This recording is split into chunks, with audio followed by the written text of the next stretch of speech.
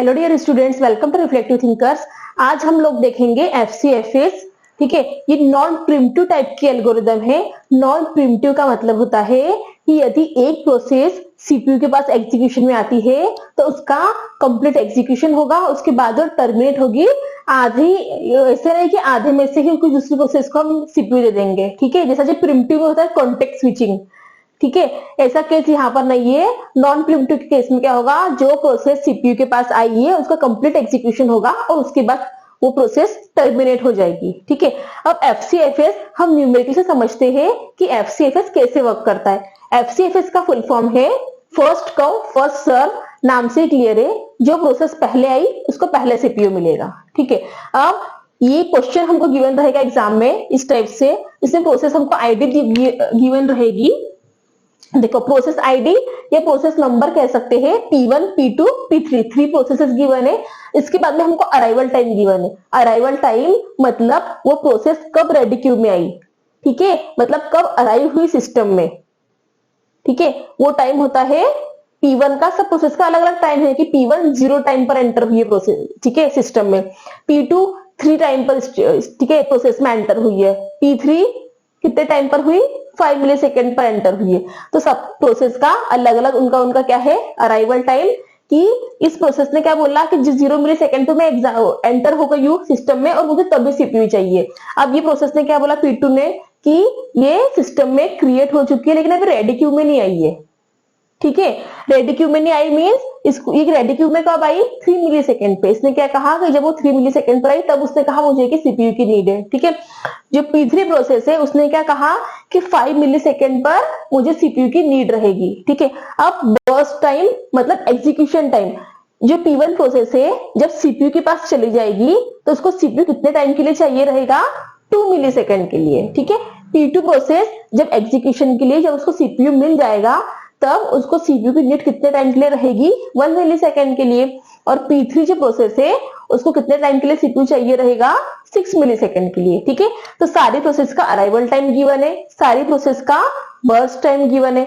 अब उसको सॉल्व कैसे करेंगे, एग्जाम में पूछेंगे। इसका टर्न अराउंड टाइम निकालो, वेटिंग टाइम और उसका average turn around time and average waiting time हमको फाइंड करना रहेगा। ठीक है, गैंट चार्ट की हेल्प से हम इजीली क्वेश्चन सॉल्व कर सकते हैं। ठीक है, देखो सबसे पहले क्या करेंगे, सबसे पहला अराइवल देख, ठीक है, 0 से स्टार्ट करेंगे। ठीक है, गैंट चार्ट क्या होगा, 0 से स्टार्ट होगा। अब हमने क्या देखा, अभी हम यहां पर है तो 0 मिली सेकेंड पर है, तो 0 मिली सेकेंड पे कौन सी प्रोसेस अराइव हुई, 0 मिली सेकेंड पे कौन सी प्रोसेस अराइव हुई, P1। तो हम P1 को सीपीयू दे देंगे। ठीक है, अभी प्रोसेस कौन सी एंटर हुई है, 0 मिली सेकेंड पे P1 एंटर हो चुकी है सिस्टम में, तो हम किसको दे देंगे, P1 को सीपीयू दे देंगे। ठीक है, तो इसका बर्स्ट टाइम मतलब कितने टाइम के लिए सीपीयू मिलेगा P1 को, कैसे पता चलेगा, बर्स्ट टाइम के थ्रू। क्योंकि P1 क्या बोल रहा है कि मुझे 2 मिली सेकेंड के लिए सीपीयू दे दो, तो हम क्या करेंगे, उसको 2 मिली सेकेंड के लिए सीपीयू दे देंगे। और उसके बाद क्या हुआ, P2 क्या हो गई, यहाँ पे टर्मिनेट हो गई। मतलब P1 का पूरा कंप्लीट एग्जीक्यूशन हो गया। उसने कहा था 2 मिली सेकेंड के लिए मुझे सीपीयू चाहिए और वो 0 मिली सेकेंड पर एंटर हुई थी सिस्टम में। हमने उसको एंटर करवा दिया, 2 मिली सेकेंड उसका एग्जीक्यूशन करवा दिया और उसको टर्मिनेट कर दिया। ठीक है, अब P2 कब है, 3 मिली सेकेंड पे। ठीक है, अब यहां पर मैं किस नंबर पे हूं, 2 मिली सेकेंड पर हूं। क्या 2 मिली सेकेंड के पर मेरे पास कुछ प्रोसेस है, अभी कोई प्रोसेस नहीं है। ठीक है, तो 3 मिली, ठीक है, तो ये 3 है, P2 3 पर अराइव हो रही है ना सिस्टम में, इसका अराइवल टाइम कितना है P2 का, 3। लेकिन यहां पर कोई प्रोसेस है कि मेरे पास नहीं, तो यहाँ पे सीपीयू क्या रहेगा हमारा, आइडियल मतलब फ्री। क्योंकि यदि कोई प्रोसेस एंटर रहती सिस्टम में ऑलरेडी तो भी 0 पे हो सकता है कि 0 मिली सेकेंड पे मेरे पास 2-4 प्रोसेस अराइव हो चुकी हो। ठीक है, लेकिन ऐसा नहीं था, यहाँ पर क्या था, एक ही प्रोसेस मेरे पास थी, उसका मैंने कंप्लीट एग्जीक्यूशन करवा लिया। ठीक है, और जो दूसरी प्रोसेस है वो कब अराइव हुई, 3 मिली सेकेंड पे। और जो 1 मिली सेकेंड का ये टाइम है, ठीक है, ये जो 1 मिली सेकेंड का यहाँ पर टाइम है, ये कैसा हुआ, यहाँ पर सीपीयू हमारा फ्री रहेगा। ठीक है, इसके बाद 3 मिली सेकेंड पे कौन अराइव हुई, P2, तो हम उसको P2 को सिस्टम में डाल देंगे। अब P2 का एग्जीक्यूशन टाइम कितना है, 1 मिली सेकेंड। P2 ने क्या बोला कि मैं 3 मिली सेकेंड पर सिस्टम में एंटर हुई और मुझे सिर्फ 1 मिली सेकेंड के लिए सिस्टम CPU चाहिए, ठीक है। तो हम इसको 1 मिली सेकेंड चला देंगे, ठीक है।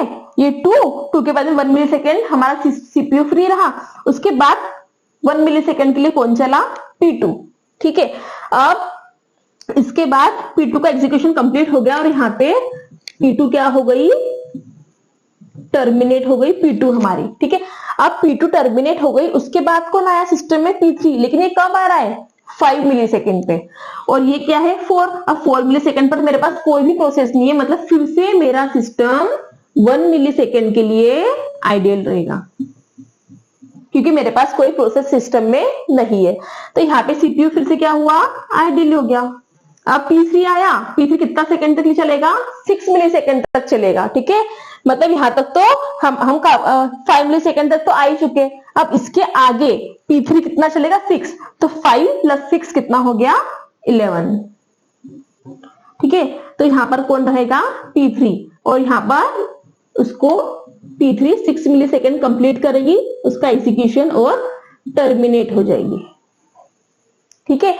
तो ये गैंट चार्ट के थ्रू क्या किया हमने, इन प्रोसेस को इसमें स्टोर करते गए, कब प्रोसेस आई, कब टर्मिनेट हो गई, ठीक है। तो इससे इजीली हम फाइंड कर सकते हैं टर्न अराउंड टाइम और वेटिंग टाइम, ठीक है। अब हम देखेंगे टर्न अराउंड टाइम कैसे फाइंड करते हैं। टर्न अराउंड टाइम फाइंड करने के लिए फॉर्मूला होता है completion time minus arrival time, ठीक है। कंप्लीशन टाइम, ठीक है, एक एक प्रोसेस का हम टर्न अराउंड टाइम भी निकालेंगे और वेटिंग टाइम भी निकालेंगे। सबसे पहले P1 प्रोसेस का देख लो।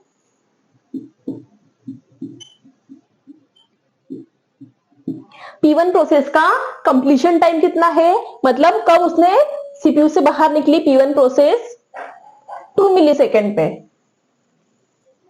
और अराइव कब हुई थी, 0 पर। अब P2 प्रोसेस ने कब सिस्टम रिलीज किया, 4 मिली सेकेंड पे, ठीक है, कंप्लीशन टाइम। और आई कब थी सिस्टम में, मींस उसका अराइवल टाइम कितना है P2 प्रोसेस का अराइवल टाइम है 3, मींस कितना हुआ 1। P3, ये P3 प्रोसेस को देखेंगे, P3 प्रोसेस कब एंटर हुई थी सिस्टम में, इसका कंप्लीशन टाइम कितना है P3 का, 11 माइनस, और उसका अराइवल टाइम कितना है, 6। अराउंड टाइम निकाल लिया, ठीक है। तीनों का कंप्लीशन टाइम और अराइवल टाइम के फॉर्मूले से हमने पूरा टर्न अराउंड टाइम निकाला। अब हम निकालेंगे वेटिंग टाइम, ठीक है। ये है वेटिंग टाइम का फॉर्मूला। P1 के लिए वेटिंग टाइम कैसे निकालेंगे, turn around time minus burst time. P1 का टर्न अराउंड टाइम है 2 माइनस बर्स्ट टाइम है 2। अब P2 का टर्न अराउंड टाइम है 1 माइनस इसका बर्स्ट टाइम है 1, ठीक है। P3 का टर्न अराउंड टाइम है 6, बर्स्ट टाइम है 6, तो वेटिंग टाइम क्या आ गए सारे 0, क्योंकि जैसे ही कोई P1 प्रोसेस एंटर हुई थी CPU में, हमारे सिस्टम में, वैसे ही उसको CPU मिल गया, तो उसको वेट ही नहीं करना पड़ा, मतलब 0 मिली सेकेंड वेट किया।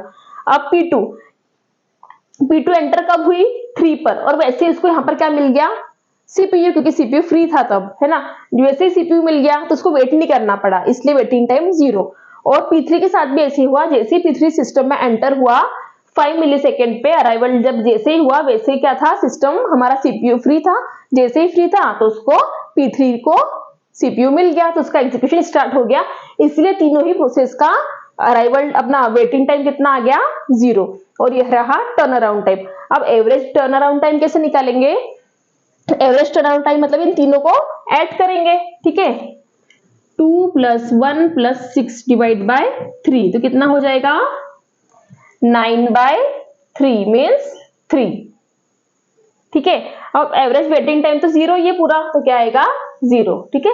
तो एग्जाम में आता है कि टर्न अराउंड टाइम और वेटिंग टाइम निकालो, ठीक है। तो टर्न अराउंड टाइम कितना आया, 3, और वेटिंग टाइम 0, क्लियर है। तो इस स्टेप से क्या हुआ, solve FCFS means first come first serve, ठीक है, फर्स्ट कम फर्स्ट सर्व का न्यूमेरिकल, ठीक है। अब नेक्स्ट हम और न्यूमेरिकल देखेंगे इसके 1-2, जिससे आपको और अच्छे से क्लियर हो जाएगा कि FCFS कैसे वर्क करता है, ठीक है। Thank you.